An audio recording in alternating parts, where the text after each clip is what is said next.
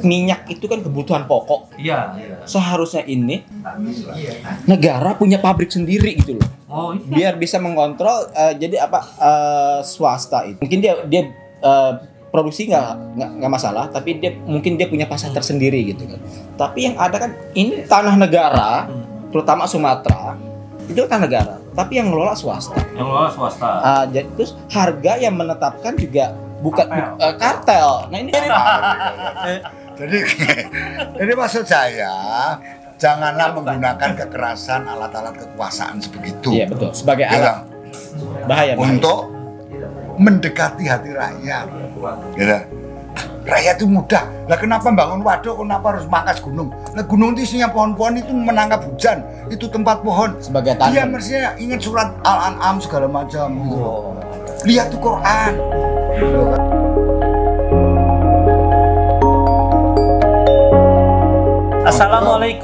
Assalamualaikum warahmatullahi wabarakatuh. Waalaikumsalam. Ya teman-teman, jumpa lagi dengan channel We Watch ya. Saya Aji dan ini Efzar dan ini adalah Bang Joko. Ya, kalau kamu lihat di video-video sebelumnya kita udah 2 atau 3 kali tampil gitu. Kita udah beredar ya. Dan masih ngomongin minyak goreng sampai hari ini masih ngomongin minyak goreng. Dia karena dia jualan minyak goreng sebenarnya di Bandung kan. Jadi dia mengalami Fluktuasi harga. Dia ada kaitan emosional dengan minyak goreng gitu. Kalau Bang Joko ada kaitan emosional dengan apa Bang? Wadas. Wadah. Nah, Soal tanah itu soal tanah. Tanah. Iya. Gimana bro? Ente kayaknya kesel banget sama soal minyak goreng. Kondisi saat ini memang aku lihat di berbagai retail besar memang sudah ada. Cuma CNBC Indonesia bahasanya apa sih, kartel ya? Kartel. Ini salah satu Kartel minyak goreng. Operator retail ini di CNBC melansir menimbun. Menimbun. Dahsyat. Ya makanya memang kita bergeser beberapa minggu belakang kita ke retail itu emang nggak ada gitu. Baik yang retail besar maupun retail satelit itu nggak ada. Itu kan jadi pertanyaan masyarakat. Ini ada apa? Ini yang harus pemerintah maunya gimana sih? Gitu. Yes. Iya. Seharusnya kan kita nggak ngebahas rejim sekarang, seharusnya itu dari yang sebelumnya. Minyak itu kan kebutuhan pokok. Iya. Seharusnya ini negara punya pabrik sendiri gitu loh. Oh iya. Biar bisa mengontrol jadi apa swasta itu mungkin dia produksi nggak masalah, tapi mungkin dia punya pasar tersendiri gitu kan. Tapi yang ada kan ini tanah negara, terutama Sumatera itu tanah negara, tapi yang ngelola swasta. Yang ngelola swasta. Jadi terus harga yang menetapkan juga bukan kartel. Nah ini kan repot. Kenapa negara ini nggak memikirkan dari awal? Ini salah satu kebutuhan pokok yang sangat vital. Minyak sayur, minyak goreng. Kenapa sih negara nggak memikirkan itu? Ini yang harus kita koreksi, harus kita benahkan. Moga-moga pembicaraan ini dilihat sama petinggi-petinggi negara, bagaimana negara yaitu intinya negara harus mengubah cara pandang mengenai pengelolaan minyak goreng, karena minyak goreng telah menjadi hajat hidup orang banyak ya. Ya, lucunya Malaysia CPO di Sumatera, tapi dia harga saat ini bisa jual jauh lebih murah daripada harga yang ada di kita. Wah, kan lucu itu. Termasuk bahan bakar deh. Kan lagi rame juga nih beberapa jenis tertentu naik, kemarin kan beritanya rame seperti itu. Tapi kita impor nggak sih minyak goreng akhirnya setelah kelangkaan ini? Iya impor Dan yang untung dari importir adalah yang impor. Gitu. Padahal kita bisa produksi sendiri. Nah, impor itu ya gue lihat impor. Apa tuh? Akal-akalan aja. Wah, nyari fee ya, rente ya. Iya, sama kayak beras. Bandingin tanah Sumatera sama Thailand atau Vietnam, rojo lele atau Thailand gitu kan. Emang kita nggak bisa dulu kan Pak Harto swasembada pangan apa. Lu Soehartois ternyata ya. Enggak juga. Padahal gue juga produk. Masih contoh. Padahal gue juga produk itu, produk di eranya itu juga gitu. Time kita suasana pangan di era Orde Baru, mau tidak mau harus diakui. Iya. Sementara di Thailand revolusi industri pangan, padahal dia belajar di IPB dulu. IPB. Ya. Waduh. tahun 70-60 ya. Kalau Petronas belajar di ITB masalah minyak. Tapi Pak Harto dengan konsep suasana pangan. Tapi Thailand revolusi industri pangan. Jadi lahan dikuasai negara, jadi petani itu digaji. Gitu. Iya. Sekarang anak muda, gue inget dari 80-90 dari Pondok Gede kalau balik ke Cirebon atau ke Jawa Tengah, itu dari Pondok Gede itu masih kiri kanan sawah. Sekarang sampai Cikampek kiri kanan kawasan industri dan perumahan. Anak mudanya nggak tertarik menjadi petani. Sementara kalau di Eropa atau di Australia itu petani. Salah satu yang orang menguasai materi keuangan itu adalah petani dengan didukung teknologi infrastruktur. Itu yang harus dipikirkan, bagaimana anak muda yang di daerah negara memfasilitasi tanahnya, teknologinya, alat-alat. Itu memang itu omongan basi ya, itu berkali-kali seperti itu, tapi tetap harus dibicarakan. Bagaimana anak muda itu nggak jadi urban. Itu. Karena di kota-kota besar juga petani banyak. Kemarin tadi gue lihat situ. Petani kabel, kan petani juga kan. Tanam kabel. Oke. Jadi ya gitu teman-teman. Nah, kalau Bang Joko, kita kemarin di video-video sebelumnya juga waktu kita ngomongin soal minyak goreng, kita membandingkan dengan keadaan di tahun 60-an ketika sebuah partai yang namanya PKI itu sangat kuat. Di sana juga ngantri, tapi bukan ngantri minyak goreng, ngantri minyak tanah, tapi tetap esensinya adalah ada kelangkaan bahan-bahan sembako atau bahan-bahan yang sangat dibutuhkan oleh masyarakat. Ini minyak goreng nggak selesai-selesai nih masalahnya nih Bang Joko. What do you think? Untuk yang sekarang, mungkin ada pandangan yang lain gitu tentang minyak goreng. Iya, nggak apa-apa. Kalau ya sebenarnya kan kita ini sudah nggak punya. deketin aja Bang. Nah, kapan suaranya soalnya agak keren. Sekarang ini kan sudah nggak punya apa-apa. Oh iya. Jadi apa yang kita harapkan? Jadi, ya kata merdeka itu kan sekarang diproduksi di kampus-kampus. Kampus Merdeka. Tapi itu omong minyak goreng aja seperti susah orang gitu ya. mengaku NKRI. Padahal sebutannya sebenarnya yang benar ini RI. Tetapi ya terus kasus IKN juga begitu, dia bikin sistem pembagian pemerintahan tidak bisa menjalankan amanat konstitusi, ya. Yang mungkin saudara-saudara kita sudah menjelaskan bahwa pemahaman kita terhadap sebuah kemerdekaan, bahwa itu harus melindungi segenap bangsa, melindungi tumpah darah itu tidak kita temukan apalagi di IKN, apalagi di Wadas.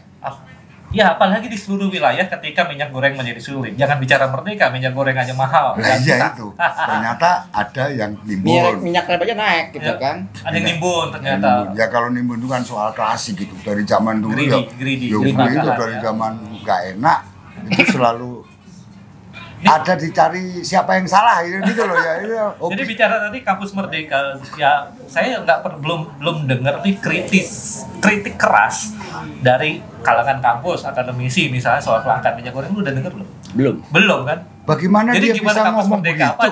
Dia sudah kan? nggak ada kemerdekaan. Dia adalah birokrat di bidang persekolahan. Dia bukan pendidikan, dia pengajaran doang. Mana Tridharma perguruan tingginya? Mana? Ya, Tridharma perguruan tinggi. Seru.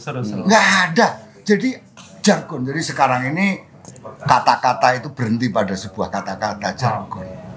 Tetapi nggak ada perbuatannya. Padahal hidup itu kan adalah perbuatan gitu kata ya.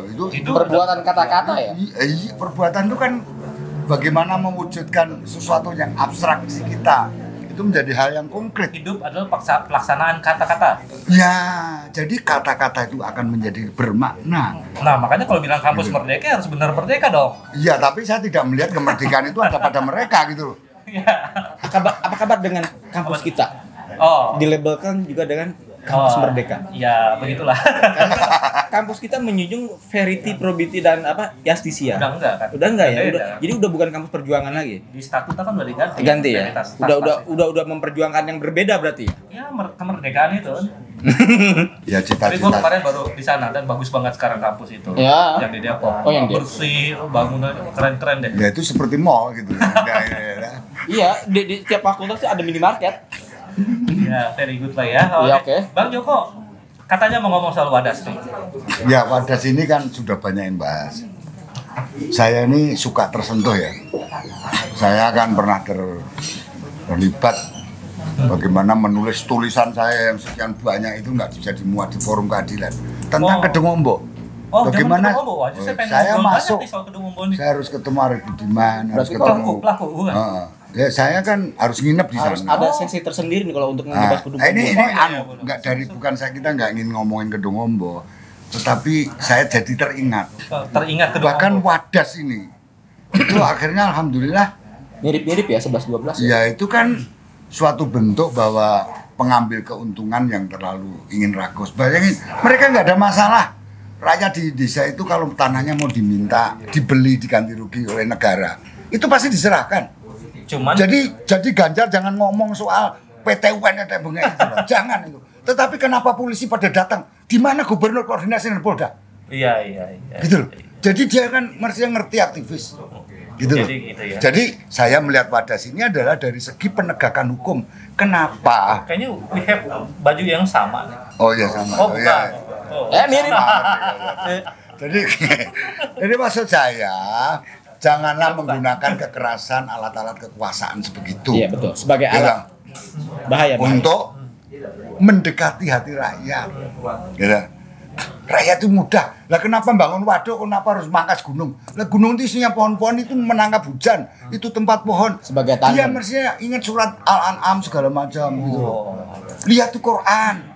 Loh katanya ya udahlah, kita itu ngerti Ganjar itu kan juga aktivis lah dulu. Tapi tolong Dik Ganjar itu umurnya muda, gubernur ini kan harus ngerti gitu loh. Iya. Jadi untungnya NU bergerak. Iya, Muhammadiyah, justru Mas Busro bergerak.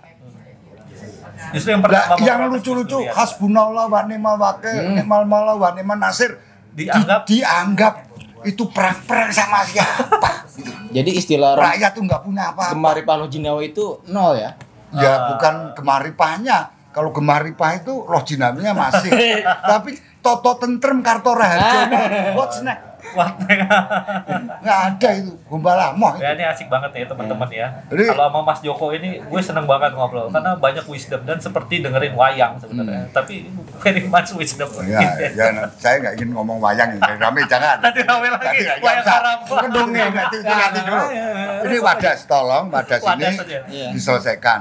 Saya juga nggak pengen tahu siapa yang pengen dapat izin nambang itu. Apakah itu persaingan perusahaan tambang? Tetapi tolong teman-teman suara dari Walhi ini itu didengar, Iya. gitu loh. Kalau soal IKN juga banyak bahwa Kalimantan itu adalah bagaikan anak benua. Inilah satu-satunya pulau yang masih bisa diselamatkan. Kalau mau nyelamatin, tapi udah diacak-acak kok. Gitu. Iya. Udah lama itu ngacak-acak. Sekarang mau dibikin ibu kota. Jadi Wadas ini sebenarnya waduk yang nggak sebesar. Wadas itu Kedung Ombok. sebenarnya bener. Bendungan bener itu bener. bukan di Wadas. Ya, Di 12 kilo Wadas di itu kan nama-nama kawasan itu yang salah satu kawasannya akan dipakai untuk Tambang itu. Andesit. Ya, gunungnya itu mau dipotong gitu. Bukan soal masyarakat situ menolak bendungan, nggak ada masalah. Bendungan nggak di Nggak ada masalah. ya, tapi ya kenapa masalah- juga harus nambang itu? Ini berbicara masalah keadilan. Ya soal kerakusan. Kerakusan. Jadi orang itu kalau udah dikasih rupiah maunya 1 miliar. Iya. Kurang. Apalagi kalau di belakangnya ada kepentingan politik lain. Ya, repot. Ya jadi memang sampai saat ini sampai hari ini belum ada solusi yang memuaskan untuk para pihak dalam kasus Wadas itu yang saya tahu. Ya kita harapkan ada solusi yang baik. Ya solusi yang paling baik. Ganti untung bukan ganti rugi ya. Enggak, sebenarnya Atau mungkin jangan ditambah gini. juga. Soal ganti-ganti kayak gitu, itu sekarang juga lebih bagus. Kita harus akui dengan kasus Undang-Undang 12 tahun 12 pengadaan tanah itu. Tetapi dalam rangka penegakan hukum di lapangan yang seperti kemarin itu yang sangat disayangkan. Suasana yang Itu katanya mengerikan, mencekam rasa. Mencekam. jadi siapa yang membuat teror yang menakutkan ini? Siapa gitu loh. Oh. Masa orang yang ngomong Hasbunallah. yang bener aja. Jadi tolong polisi-polisi juga harus belajar agama lebih mendalam. mungkin. Kalau Ya, polisi kalau kan hanya mungkin- menjalankan tugasnya. Oh iya mungkin soal itu kali. Lebih belajar attitude nurani lah. Iya. Kalau dia nggak belajar agama. Dan itu koordinasi ada di gubernur. Oh. Tuh. Iya, Iya. bukan saya nyalain mas-mas polisi yang di bawah. Oh, nanti menjalankan tugas orang dia Ya polisi kan pelaksana. Ya, itu Ya, enggak, jadi enggak sampai sejauh itu lah. Ya banyak dugaan dalam kasus Wadas sampai sekarang still unclear ya, dan belum ada solusi ya. Kita berharap ke depan akan ada solusi. Ya, Dan insya yang Allah. terpenting adalah buat kita dalam masyarakat di sana supaya nggak ketakutan lagi. Kalau masyarakat jadi ketakutan didatengin aparat seperti itu kan jadi kita Jadi scary, iya. bahkan terbayang-terbayang ya di masa lalu tahun 60-an gitu kan pernah juga Ya. tahun-tahun penuh kekerasan misalnya. Jangan menjadi mimpi buruk buat Jangan mimpi masyarakat. buruk lagi. Wadas, nightmare ya. Gitu Mimpi teman-teman. buruk nggak rampung-rampung ya. Tapi emang itu jalannya mungkin bahwa Ya, kita itulah. terus diuji. Ya, Oh, namanya proses. Ya dunia ini emang begitu, jadi ya kita nggak usah harus, ya kita hadapi saja. kita terus kita diuji, doakan. ya. Ya. Oke, Oke teman-teman, itu tadi soal minyak goreng dan soal Wadas. Kita akan bahas lagi nanti ya di sesi-sesi berikutnya. Tentu saja bersama WeWatch ya, kita akan tetap kritis dan memberikan, tentu saja bukan hanya kritis, juga kita mengingatkan kepada semua pemerintah, masyarakat, termasuk kepada kaum oposisi juga untuk bisa lebih clear, lebih jernih melihat dari permasalahan yang setiap hari seolah-olah menyerbu kita gitu ya. Dan kita selalu ingatkan bahwa meskipun ideologi itu, meskipun partainya udah nggak ada, tapi bukan berarti PKI udah nggak ada. Ada yang namanya terpapar komunisme atau terpapar PKI gaya baru, dan itu salah satu ciri-cirinya adalah misalnya jika ada yang pandai berbohong, ada yang kata-kata beda dengan perbuatan, ada yang memanfaatkan kontradiksi yang terjadi di itu masyarakat. ilmu pertama dalam Wah, komunikasi. itu menarik nih. Kumpulkan kontradiksi itu diolah Heeh.